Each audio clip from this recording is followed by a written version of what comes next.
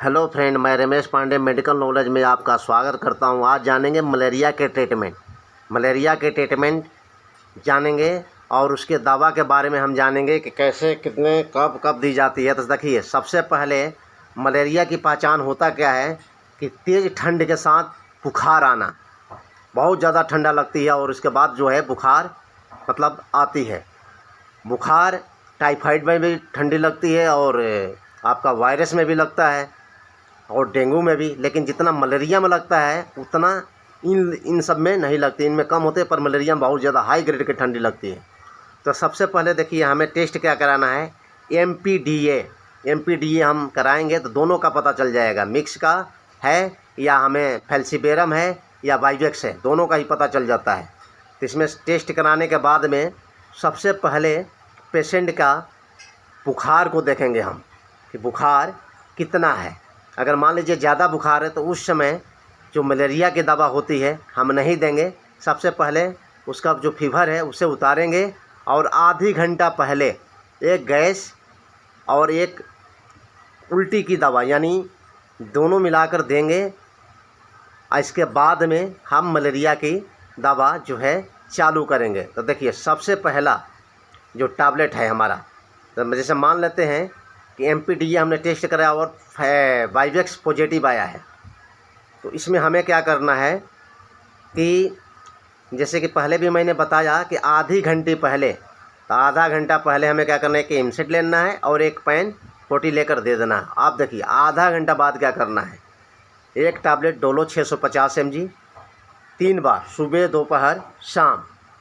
Syrup पोलिवियन L, इसमें 10 ml TDS dose में देंगे, सुबह दोपहर शाम, क्योंकि भूख भी तो नहीं लगती इसलिए देंगे हम।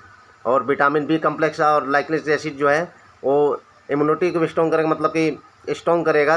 ठंडा चीज़ है, ये ठंडी है और आपका मलेरिया का दवा गर्म होता है। तीसरा सिरप जो है सिलिबोन 10 ml TDS डोज में देंगे, क्योंकि यह दवा लिवर पर भी इफ़ेक्ट करता है। अब देखिए, मलेरिया का दवा खाने का तरीका क्या होता है, मैं वो आपको समझा रहा हूँ। पहला दिन लेरियाइगो DS का 2 टैबलेट खाने हैं। दूसरे दिन सेम टाइम पे जितने बजे खाए थे उतने बजे ही खाने 2 टैबलेट। इसके बाद में तीसरे दिन भी टाइम वही रहेगा, 1 टैबलेट। ये इनका डोज होता है और ये इनका खाने का तरीका होता है। दवा ऐसे ही दी जाती है, और लोग भी अपने तरीके से देते हैं, लेकिन देने का ओरिजिनल तरीका यही है। अब मान लेते हैं कि फैल्सीबेरम पॉजिटिव है, तो उसमें हमें क्या करना है कि देखिए, फैल्सीगो इंजेक्शन आती है, लेकिन इसे डायरेक्ट नहीं लगाते। इसको 100 ml NS में मिला करके IV सुबह शाम लगाते हैं। 100 ml NS में मिला करके IV सुबह शाम लगाते हैं। तो जैसे कि वाइवेक्स का मैंने बताया, तो कभी कभी ऐसा भी होता है कि लेरियाइगो DS से भी वाइवेक्स जो है सही नहीं होती है, तो उसमें क्या करना होता है कि हमें इंजेक्शन का इस्तेमाल करना होता है। या बहुत लोग ऐसे हैं जो रिस्क लेना नहीं चाहते, तो डायरेक्ट जो है इंजेक्शन ही देते हैं।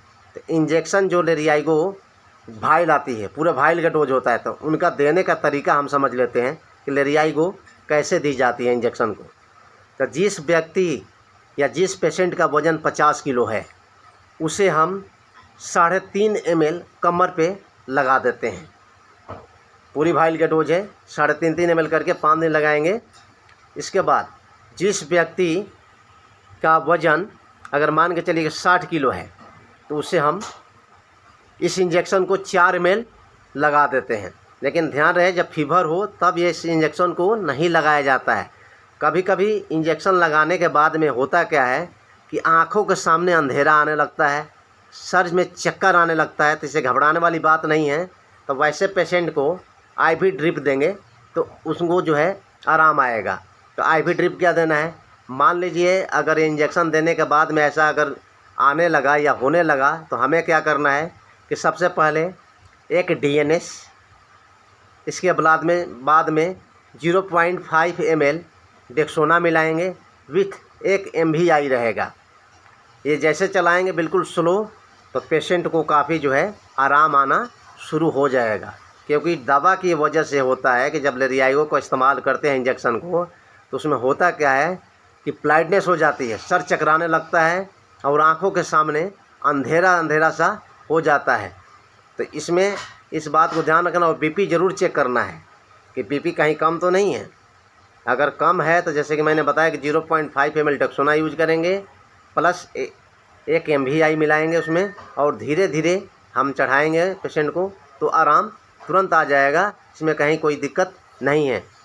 इसमें अब करना क्या है कि देखिए, पानी का इंटेक थोड़ा ज़्यादा बढ़ाना है, लिक्विडिटी मेंटेन करके आपको रखना है, पानी की मात्रा ज़्यादा चलानी है। तो उसमें करें क्या कि एनर्जल पाउडर, मान लीजिए जितने बार पानी पीना एनर्जल पाउडर मिला लीजिए और पीजिए, ज़्यादा बढ़िया रहेगा, बेस्ट रहेगा।